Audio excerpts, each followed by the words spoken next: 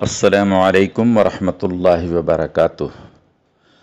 گرامی قدر سامعین کرام، آج ایک صاحب نے یہ سوال کیا ہے کہ ہم جو ذکر و اذکار کرتے ہیں، درود و استغفار پڑھتے ہیں، اسے کیا دانے والی تسبیح پر گننا اور شمار کرنا بدعت و حرام ہے؟ اللہ سبحانہ و تعالیٰ سے مدد طلب کرتے ہوئے میں اس سوال کا جواب آپ حضرات کی خدمت میں عرض کر رہا ہوں۔ اللہ سبحانہ و تعالیٰ ہمیں حق بات کہنے کی اور ہم سب کو حق پر چلنے کی توفیق عطا کرے۔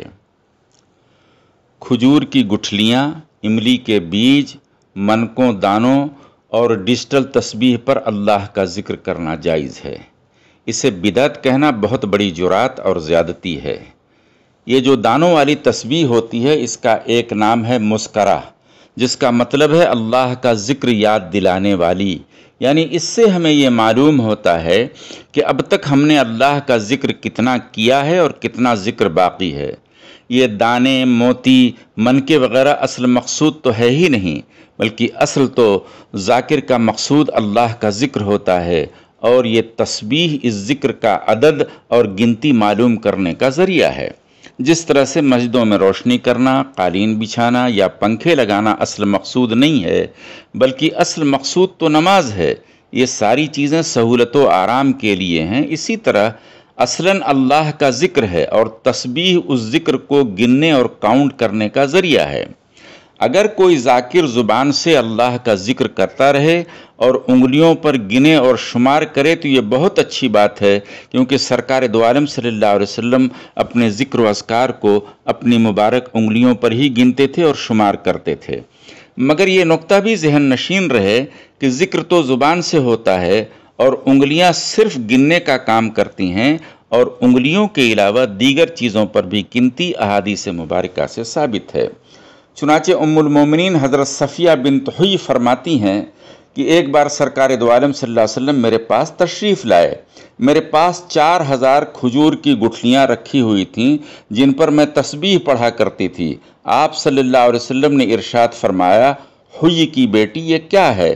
میں نے عرض کیا، یا رسول اللہ، ان گٹھلیوں پر میں تسبیح پڑھتی ہوں۔ یہ روایت امام ترمذی رحمۃ اللہ علیہ اپنی کتاب ترمذی شریف میں لائے ہیں، اور امام حاکم رحمۃ اللہ علیہ اپنی کتاب المستدرک میں بھی یہ روایت لائے ہیں، اور اس روایت کی تحقیق امام حاکم نے یہ نقل فرمائی کہ ھذا حدیث صحیح، یہ جو حدیث میں نے بیان کی ہے بالکل صحیح ہے، اور اس باب میں امام ذہبی رحمۃ اللہ علیہ نے بھی ان کی موافقت کی ہے۔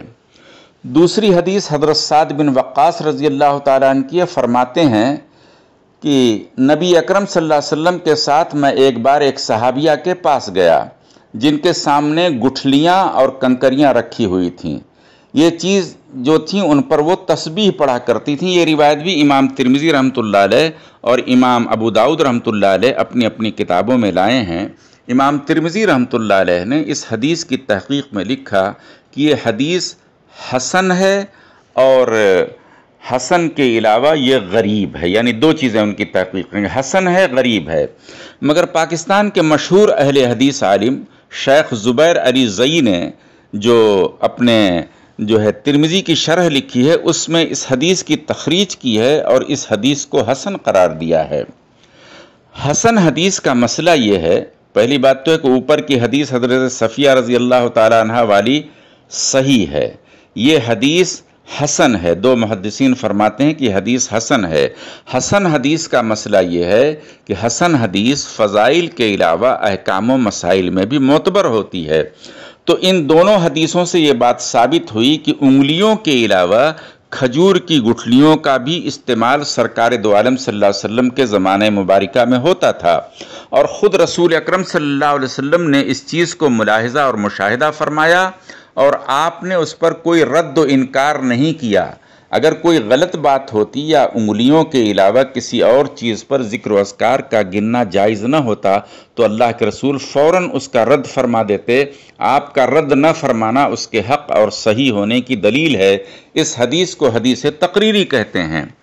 تو ان دو احادیث سے ثابت ہوا کہ انگلیوں کے علاوہ دوسری چیزوں پر بھی ذکر و اذکار کیا جا سکتا ہے۔ تیسری روایت حضرت ابو ہریرہ رضی اللہ تعالیٰ عنہ کی ہے کہ حضرت ابو ہریرہ رضی اللہ تعالیٰ عنہ گٹھلیوں پر تسبیح پڑھا کرتے تھے۔ یہ روایت بھی امام ترمذی، امام احمد اور مصنف ابن ابی شیبہ میں نقل کی گئی ہے۔ چوتھی حدیث حضرت جویریہ بنت الحارث کی ہے کہ وہ گٹھلیوں پر تسبیح پڑھا کرتی تھیں۔ یہ روایت مسند امام احمد اور ابو داؤد میں منقول ہے۔ ان ساری روایات کی وجہ سے اور متعدد احادیث کی وجہ سے جمہور محدثین، فقہاء اور علماء کرام کی رائے یہی ہے کہ ذکر و اذکار کی گنتی کے لیے انگلیوں کے علاوہ کھجور یا کسی اور چیز کی گٹھلی، کنکری یا تسبیح کا استعمال کیا جا سکتا ہے۔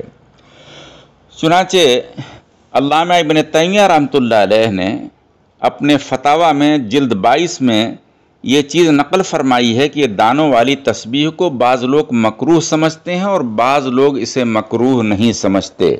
یہ لکھنے کے بعد اپنی تحقیق نقل فرمائی کہ اگر نیت اچھی ہو تو ایسا کرنا بہتر ہے اور اس میں کوئی کراہت نہیں ہے، اور آگے پھر یہ تحقیق لکھی کہ کراہت کی وجوہات کیا ہیں، دکھانا، ریاکاری کرنا وغیرہ وغیرہ۔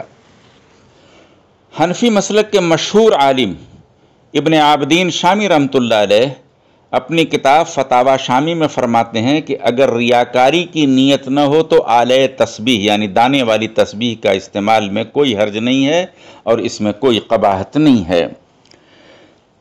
سعودی عرب کے بہت مشہور عالم شیخ عثیمین ایک سوال کے جواب میں فرماتے ہیں کہ اگر سائل کی مراد وہ موتیاں ہیں جو ایک لڑی میں ایک خاص مقدار میں پرو دی جاتی ہیں، جیسا کہ جو ہے تسبیح میں 33 دانے یا جو ہے 100 دانے یا 99 دانے ہوتے ہیں، اسی کا ذکر کر رہے ہیں، تو اگر پرو دے کر انہیں تسبیح بنا لیا جاتا ہے تو اس کے ذریعے اگر کوئی ذکر و اذکار، تسبیح و استغفار کرتا ہے تو یہ جائز ہے۔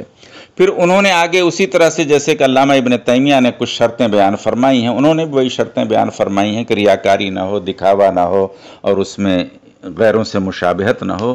تو یہ تسبیح کے لیے کیا ہر عمل میں اگر ریاکاری ہوگی تو برباد ہو جائے گا، کوئی عمل ہو اس میں دکھاوا ہے تو وہ تلف ہو جائے گا، یہ تسبیح کی بات نہیں ہے۔ تو ان ساری روایتوں کا اور علماء کی تحقیق کا لب لباب یہ نکلا کہ احادیث مبارکہ کی روشنی میں اور امت کے تعامل سے یہ چیز ثابت ہے کہ اگر کوئی انگلیوں پر گنتا ہے الحمدللہ بہت اچھی بات ہے، بہت فضیلت والی بات ہے، مگر انگلیوں کے علاوہ اگر کسی دوسرے ذریعے سے بھی کوئی اللہ کا ذکر گنتا ہے، تسبیح ہے، ڈیجیٹل تسبیح ہے، منکے ہیں، موتی ہے، کسی طرح سے بھی گنتا ہے تو وہ ساری چیزیں جائز ہیں۔ واللہ عالم۔